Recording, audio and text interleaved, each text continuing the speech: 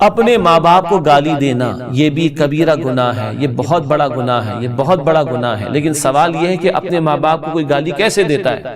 اللہ کے رسول علیہ السلام کی حدیث بخاری شریف میں آپ نے فرمایا بدترین آدمی وہ ہے، کہ اللہ کے رسول فرما رہے علیہ السلام بدترین آدمی وہ ہے جو اپنے ماں باپ کو گالی دیتا ہے۔ استغفر اللہ۔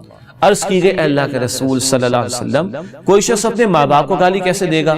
تو آپ صلی اللہ علیہ وسلم نے فرمایا کہ ایک شخص ایک دوسرے شخص کے ماں باپ کو گالیاں دیتا ہے اور وہ پلٹ کر اس کے ماں باپ کو گالی دیتا ہے، تو اپنے ماں باپ کو گالیاں دلوانے میں قصور اسی بندے کا ہے۔ ایک شخص دوسرے شخص کے ماں باپ کو برا بھلا کہتا ہے، گالیاں دیتا ہے، وہ پلٹ کر اس کے ماں باپ کو برا بھلا کہتا ہے اور گالیاں دیتا ہے، تو یہ شخص خود ذمہ دار ہے اپنے ماں باپ کو گالیاں دلوانے میں۔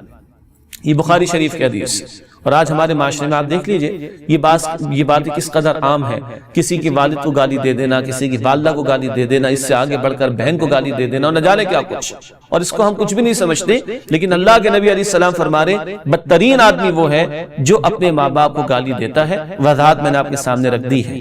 ناظرین کرام، اس سے اگلی بات سمجھنے کی یہ ہے کہ یہ پورا ایک اصول بتایا جا رہا ہے۔ تم کسی کے قریبی لوگوں کو، کسی کے پسندیدہ لوگوں کو، کسی کے محترم لوگوں کو برا بھلا کہو گے، وہ تمہارے قریبی لوگوں کو، پسندیدہ لوگوں کو اور محترم لوگوں کو برا بھلا کہیں گے۔ حتیٰ کہ قرآن میں ہم پڑھتے ہیں، سورۃ الانعام کی آیت نمبر 108 ہے، قرآن فرماتا ہے وہاں کہ جن لوگوں کو یہ مشرکین اللہ کے سوا پکارتے ہیں، جھوٹے معبود بت وغیرہ، جن بتوں کو، جھوٹے معبودوں کو یہ لوگ اللہ کے سوا پکارتے ہیں، اے مسلمانوں تم ان کو گالیاں مت دینا، برا بھلا مت کہنا، اشتعال انگیز زبان اختیار نہ کرنا، ورنہ کیا ہوگا؟ وہ پلٹ کر تمہارے معبود برحق اللہ تعالیٰ کو برا بھلا کہیں گے، معاذ اللہ، اور یوں اللہ تعالیٰ کو برا بھلا کہلوانے میں تمہارا ہاتھ ہو جائے گا۔ استغفر اللہ۔ یہ سورہ انعام آیت نمبر 108 میں ہمیں اصول عطا کیا گیا۔ بت غلط ہیں، شرک حرام ہے، لیکن ان بتوں کو، ان کے جھوٹے معبودوں کو گالیاں مت دینا۔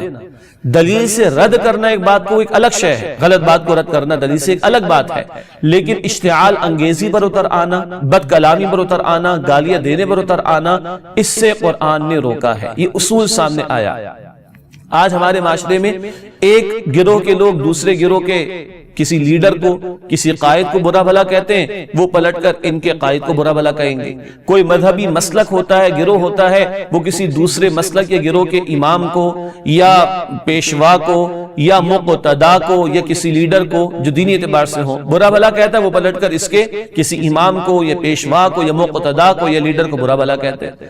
بات وہاں تک جائے گی۔ تو ہمیں اپنی زبان کو کنٹرول میں رکھنا ہے، اشتعال انگیز گفتگو سے بچنا ہے، بد کلامی اور گالیاں دینے سے بچنا ہے، کہ اللہ کے نبی علیہ السلام نے فرمایا بدترین آدمی وہ ہے جو اپنے ماں باپ کو گالیاں دیتا ہے، اور وضاحت کی گئی کہ ایک شخص دوسرے کے ماں باپ کو گالیاں دیتا ہے اور وہ پلٹ کر اس کے ماں باپ کو گالیاں دیتا ہے، تو اپنے ماں باپ کو گالیاں دلوانے میں قصور اسی شخص کا ہے، اور یہ بدترین آدمی ہے جس کو اللہ کے نبی علیہ السلام بدترین آدمی کہیں۔ استغفر اللہ۔ اس کا عالم کیا ہوگا؟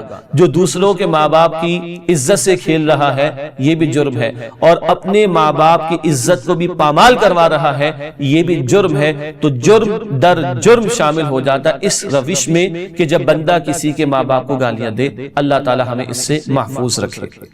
سبسکرائب کیجئے ہمارے چینل اور دبائیے بیل کا آئیکن تاکہ آپ کو ریگولر نوٹیفیکیشن اپڈیٹس مل سکے۔